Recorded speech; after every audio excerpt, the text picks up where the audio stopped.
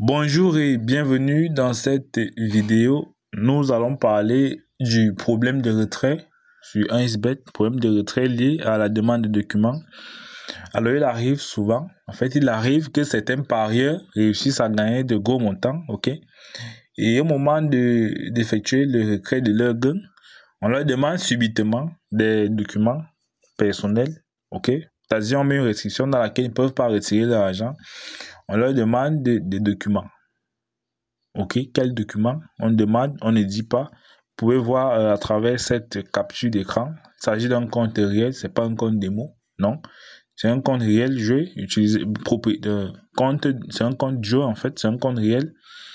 Là, il s'agit effectivement d'un parieur qui a effectué un pari et il a gagné un gros montant. Et puis au moment du retrait, on lui demande des documents personnels. Le compte en question, je vais vous le montrer. Vous pourrez voir à quoi ressemble le compte. Et je crois avoir deux cas comme ça, deux comptes comme ça.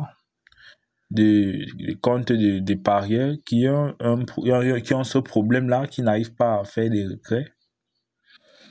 Et dans cette vidéo, effectivement, je vais apporter quelques éléments de réponse, quelques solutions pour que ceux qui sont dans cette situation puissent peut-être résoudre ce problème, ou alors ceux qui n'ont pas ce problème, un jour, s'ils tombent sur cette vidéo, qu'ils soient capables d'éviter en fait d'avoir affaire à ce cas, ok, à cette situation. Donc, le compte en question, le voici. Le compte en question, le voici. Vous pouvez voir le montant qui va s'afficher. Vous pouvez voir le montant, le gain, en fait, effectué par le parieur. Donc, lui, il a effectué un pari et ensuite il a gagné. Sauf qu'au moment du retrait de ses gains, on lui dit qu'il ne peut pas retirer ses gains. Pourquoi? Parce qu'il doit fournir des documents. Alors, au niveau de l'historique, les tickets ont disparu. Ça fait plus d'un mois déjà, ça fait plus de 30 jours que la personne a effectué ses paris. Et du coup, après 30 jours, les tickets sont généralement supprimés par la plateforme. Donc là, voilà donc le compte avec ce problème. OK? Alors, si vous êtes dans cette situation, la solution, en fait, pour résoudre ce problème, c'est d'écrire au support 1xBet. OK? Vous écrivez au support 1xBet et dans votre message, soyez le plus clair et le plus précis possible.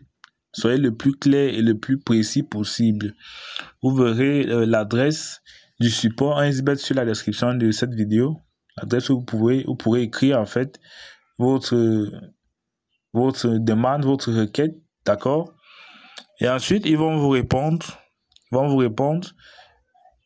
Par exemple, dans mon cas, je vais ouvrir Gmail et puis on va essayer d'examiner leurs réponses, d'accord? Alors, après avoir écrit, généralement, les messages arrivent au niveau des spams. Les messages arrivent au niveau des spams. Donc, après ma requête, voilà le message. Après ma requête, je vais traduire en français. OK? Après ma requête, voilà le message que j'ai reçu. On dit, bonjour cher client, ici on me demande de fournir une photo en couleur de ma carte d'identité, en fait de la carte d'identité du joueur, du concernant en question, du parieur. Donc il doit fournir sa CNI, recto verso, en couleur. Et les captures d'écran ne sont pas autorisées, encore moins des copies numérisées. Vous pouvez fournir votre CNI, votre passeport. Et aussi, la partie la plus importante, c'est d'avoir des photos au format JPG et d'avoir des photos, d'envoyer des photos qui ont une taille supérieure à 1 mégaoctet. OK? Vous envoyez votre CNI, rassurez-vous de filmer votre CNI avec votre téléphone. Et rassurez-vous que le format de cette CNI soit au format JPG.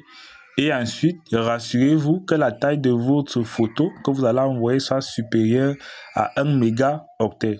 D'accord? Après avoir envoyé cela, le support 1xBet, c'est-à-dire le support de sécurité 1xBet, va faire des vérifications au niveau de votre compte et des informations envoyées sur votre CNI. Il faut que ces informations soient cohérentes, parce que si ces informations ne sont pas cohérentes, ils vont simplement rejeter la demande. D'accord? vous envoyez votre CNI et que les gars constatent que au niveau de votre compte, ce ne sont pas les mêmes informations, ils vont simplement rejeter votre demande et vous ne pourrez pas retirer vos gains. Vous perdrez vos gains en fait. Et après, j'ai reçu un second message, c'est-à-dire après avoir envoyé la CNI du concerné. Le second message, attention, lisez bien. Ici, on demande de fournir les photos du total des reçus que vous avez utilisés pour les dépôts sur votre compte de jeu. Donc, ça veut dire quoi? Lorsque vous jouez, ok, rassurez-vous toujours d'avoir une preuve de vos dépôts, que ce soit des factures. Rassurez-vous d'avoir une facture, une preuve de vos dépôts. D'accord? Ce qui est intéressant, c'est que avec un SBET, les paris en fait se font dans les temps. Donc, si vous gagnez, c'est dans les temps. Vous avez la possibilité de retirer vos gains ou alors la possibilité d'avoir des factures, autant pour moi, des factures qui vont permettre de prouver en fait votre activité sur le compte, histoire d'avoir quelques chances pour qu'ils acceptent votre requête, d'accord? Donc la requête se fait en 2 étapes. Vous fournissez d'abord la CNI recto verso, vous attendez la réponse. Avec la réponse, on va vous demander soit les factures ou alors ils vont accepter directement, ça dépend. Mais ils répondent toujours. Si c'est que pour la réponse, le support SBET répond toujours. Vous pourrez voir vos messages au niveau des spams. D'accord? Ça, c'est pour le cas de ceux qui ont ce problème actuellement. Alors, pour ceux qui n'ont pas encore eu ce problème et qui pensent qu'ils peuvent avoir ce problème, la solution est la suivante. La solution que je vais vous proposer, c'est de créer un nouveau compte. OK? Créer un nouveau compte SBET, les gars. Si vous pensez que votre compte n'est pas conforme, parce que ça, c'est le mot-clé. Si votre compte n'est pas conforme, je vous assure, créer un nouveau compte. Alors, il ne suffit pas simplement de créer, mais il faut savoir créer de la bonne façon. D'accord? Donc, là, je vais vous montrer comment bien créer son compte, hein, quel élément utiliser pour créer son compte, afin de ne pas avoir ce genre de cas plus tard. D'accord? Donc, vous cliquez sur inscription. Si vous avez un compte et que vous pensez que votre compte n'est pas conforme, abandonnez ce compte, créez un nouveau compte, cherchez une puce qui n'a pas de compte, une SIM, un numéro qui n'a pas de compte et créez votre compte avec ce numéro et rassurez-vous de toujours avoir ce numéro. Ne le perdez pas s'il vous plaît, ok? Ne le perdez surtout pas. Donc, vous cliquez sur inscription. Ensuite, vous allez cliquer en un clic, ok? Vous cliquez là sur la partie en un clic. Et là, vous allez plutôt cliquer sur téléphone. Autant pour moi, vous cliquez sur la partie téléphone, par téléphone, ok? Et là, vous allez simplement insérer votre numéro de téléphone qui n'a pas de compte, qui n'a jamais eu de compte à SBET, un numéro vierge qui n'a pas eu de compte à SBET. Et rassurez-vous de toujours avoir ce numéro avec vous, c'est important. Vous mettez ce numéro au niveau des devises, vous mettez la devise de votre région ou de votre pays. Et au niveau de code promo, vous mettez le code promo MAGA21, ok? Au niveau de bonus, moi je vais vous conseiller, ce qu'il peut vous dire ici au niveau de bonus, c'est de rejeter, de refuser le bonus. Pourquoi? Parce que généralement, quand vous gagnez de grandes sommes, il arrive souvent que le bonus bloque vos retraits. Le bonus bloque généralement vos retraits quand vous gagnez un montant, même si c'est un montant moyen, même si c'est un petit montant, le bonus généralement bloque les retraits. Alors, pour que vous retirez l'argent avec le bonus, c'est soit vous placez le bonus avec les conditions de bonus définies par 1xBet, soit vous rejetez le bonus pour pouvoir retirer votre argent. Donc, dans ce cas, vous allez simplement refuser le bonus. Ça va vous permettre de gagner en temps, ok? Ça va vous éviter beaucoup de tracasseries. Et ensuite, vous allez cocher et accepter les conditions. Et vous allez cliquer sur s'inscrire, d'accord? Vous cliquez sur s'inscrire, vous allez remplir le code CAPTCHA. Vous remplissez juste le CAPTCHA en question.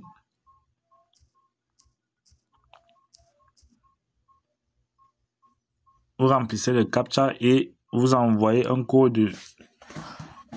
On vous envoie un code par SMS, vous allez simplement patienter. Le code par SMS, il arrive.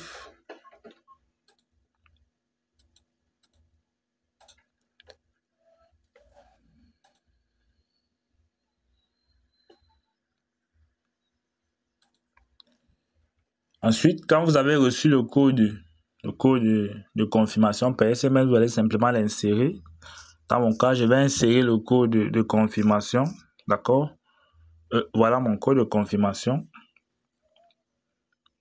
Je vais activer mon compte. Vous voyez, ce sont mes informations de connexion. Dans votre cas, vous conservez vos informations de connexion sur un bout de papier, n'importe où vous les conservez, c'est important. Ensuite, vous allez vous connecter pour la première fois. OK? Mais ce n'est pas terminé. Alors, la partie la plus importante, je pense que c'est cette partie-ci. Au niveau de profil personnel, vous cliquez sur profil personnel. Ici, profil personnel, c'est important. Je crois que c'est la partie la plus importante même. Au niveau de profil personnel, vous cliquez sur saisissez les informations. OK? Vous mettez d'abord, vous prenez votre CNI personnel, carte d'identité ou passeport. Et si vous n'avez pas de CNI, prenez la CNI d'un proche que vous pouvez facilement contacter. Ça peut être votre soeur, n'importe qui, mais un proche, quelqu'un qui est proche de vous, pour qu'en cas de situation, vous soyez capable d'avoir accès à peut-être ces informations ou alors à sa CNI. Ne prenez pas les informations de quelqu'un d'éloigné. Prenez les informations d'un proche, de quelqu'un de votre entourage, OK, qui est assez proche de vous. Vous mettez le nom de la CNI. Ne mettez pas un faux nom. Mettez un vrai nom. Si vous mettez un faux nom, tant pis pour vous. Au moment de la vérification chez SBET, il y aura une cohérence d'informations et ils vont rejeter la demande. Mettez le vrai nom. Mettez le vrai prénom. OK? Pour le patronyme, c'est optionnel. C'est pas obligatoire. C'est facultatif. Vous pouvez sauter. Ensuite, vous mettez la date de naissance. Vous mettez la vraie date. Ne mettez pas une fausse date, mettez la date de la CNI que vous utilisez. Ne mettez pas une fausse date. Si vous mettez une fausse date, tant pis. Vous mettez la vraie date de naissance. Vous mettez le lieu de naissance qui se trouve sur la CNI parce que ces informations seront vérifiées effectivement au niveau de la CNI. Quand vous allez effectuer vos requêtes, si vous avez un problème de retrait plus tard. Ensuite, vous sélectionnez votre région de résidence. Mettez la vraie région. Mettez la vraie région. Vous mettez la vraie ville. Bon, pour l'adresse, vous pouvez mettre ce que vous voulez, OK? De toutes les façons, les adresses sont aléatoires. Et au niveau du numéro du document, ça va être le numéro de la CNI. Vous spécifiez que vous remplissez avec soit, c'est par le permis de conduire, le passeport, ou je ne sais pas trop. Mais si c'est moi je vous conseille, je vous recommande la carte nationale d'identité, OK? Prenez la carte nationale d'identité. Vous mettez le numéro de série de la CNI. Chaque CNI a un numéro de série. Il y a un numéro de la carte. Maintenant, il y a le numéro de série souvent. OK? Ensuite, vous mettez le numéro de votre document. Si c'est la CNI, mettez le vrai numéro de votre document, de votre CNI. Ou vous mettez le vrai numéro de votre passeport. C'est important.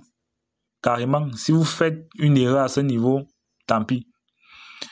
Au niveau de la date de délivrance de votre pièce, de votre document, que ce soit la CNI, le passeport, le permis, mettez la vraie date de délivrance. Mettez pas une fausse date, mettez la vraie date.